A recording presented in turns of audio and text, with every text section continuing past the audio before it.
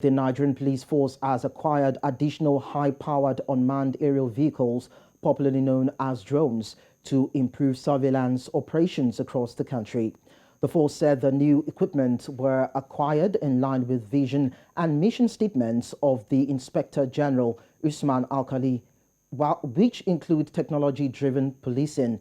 The unveiling of the new equipment comes a few days after terrorists rigged the tracks of the Abuja-Kaduna rail lines with explosives, causing damage to a Kaduna-bound train, while also shooting sporadically at the passengers on board the train. Now, joining us to look at the importance of this development are the Public Relations Officer, Lagos State Police Command, Superintendent Benjamin Hundeyin, and Femi Aratokun Ale, a security consultant right here in the studio. Hello, gentlemen. Thanks for joining us on the news. Thank you for having me.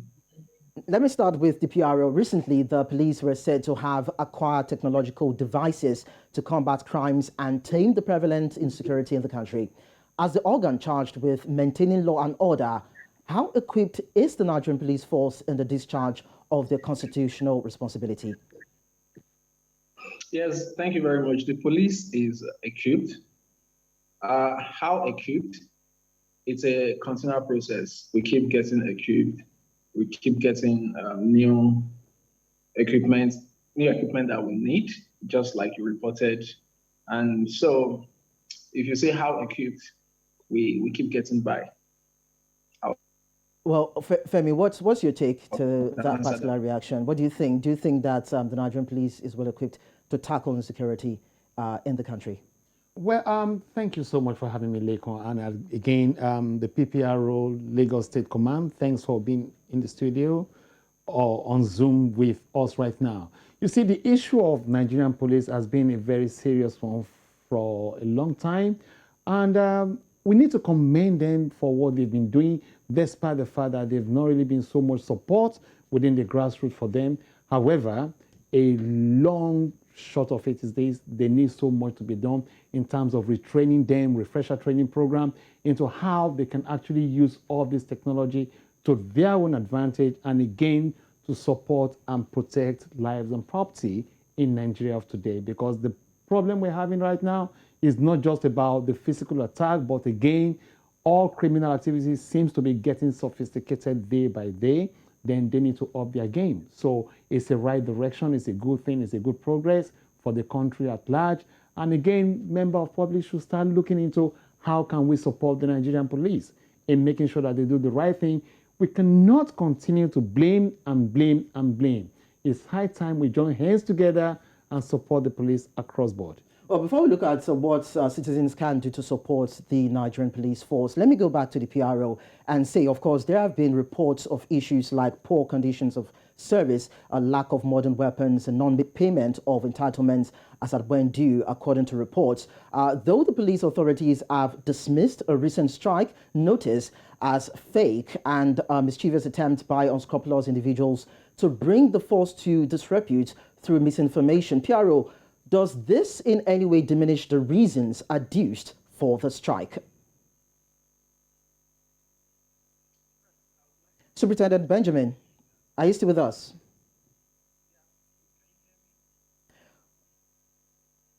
Okay, well, maybe we get to reestablish connection with him, or maybe he can join the conversation later on. But then let me go to Femi. What do you think in terms of the poor conditions and the issues and complaints that the police have, according to reports, have tabled? What do you think can be done? Do you think that's enough reason to go on strike, if there will be anything like that? Look, let's table it very well.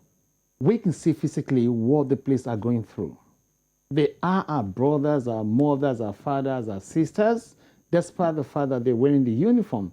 But the fact is this: have they been properly given the proper welfare? The proper welfare seems to be completely out of touch. It is not the fault of the police. Now the public should start crying out because they're protecting us. When we are sleeping, their eyes opened. When we're about to go out, they are with us. So 24/7, they are there for us. Again, I am not saying we do not have issues with them, but most of the issues we have with them is just caused by lack of proper welfare. So it is high time for the federal government, the state government, and private sector to look into what sort of welfare do we think we can provide in case of short-term and long-term to make it happen for them. If we cannot do this, then we should stop complaining about it. They are protecting us, then we need to give them the right equipment, the right welfare to make a safer place for us in this country. All right, thank you, Femi. Let me see if we can bring the PPRO back online. Benjamin, that is Superintendent Benjamin. Are you with us? Yes, I'm with you. All right, thank you very much. Well, we talked about the fact that there's this story going around about strike action by the police. Is that true? Is that not true? Femi has talked about welfare for the police force, proper welfare, that is. But then what is your take?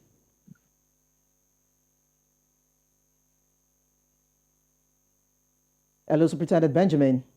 Okay, I guess we're having issues with... Okay, well, probably later on we'll get to see if we can reconnect with him. Okay, but finally, Femi, what's your reaction when you talk about this alleged attack on the Dangote refinery at the Lekki Free Trade Zone? Why would anyone want to attack such a facility that is meant to bring about so many solutions to Nigeria as we speak in terms of its economy? Lekan, let's face facts. We keep talking about attack. We keep talking about so many things happening in terms of, critical infrastructure being tested in terms of, let's see if they have the strength to withstand it or not.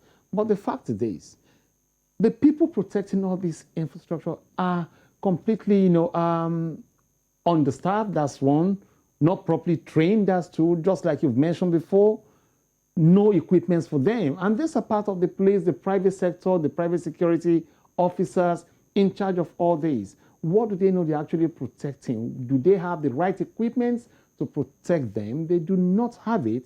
So in view of this, we cannot just continue to lay attack on the police or the private sector per se in terms of security, but we need to look into what sort of provision are we giving out to make all these things sophisticated for them. If you look at some police units, where I'm being serious here, they do not even have what you call the right equipment to face all this attack. Yet we put them right down to the firing line to go and protect and save lives.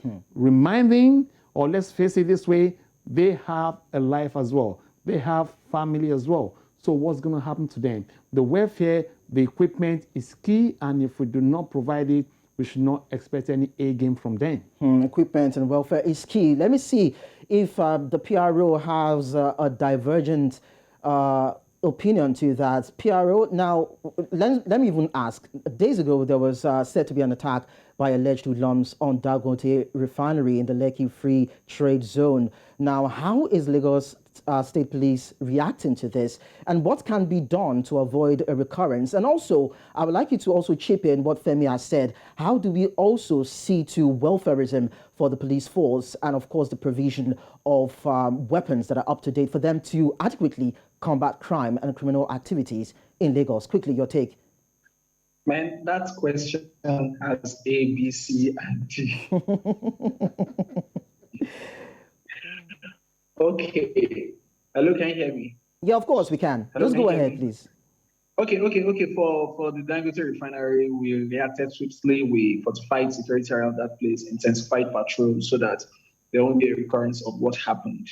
In terms of welfare, at the beginning of this year, the president approved a new salary scale for the police, improved the pension package, reviewed the tax policemen are meant to pay, and other allowances. So this accumulation of these results in improved welfare for the police officers.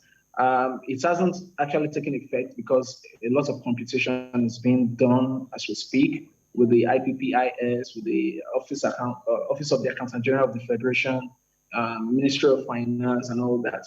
But we believe that very soon, I can't give a time frame, all this will take effect and the welfare of the police will be a bit improved. Is that a part of your question? Okay. Of course, you've answered the major parts of the question, but then we must thank you so much for joining us. Still, we had little issues with the technical aspect of it, but then thank you so much for joining us on the news.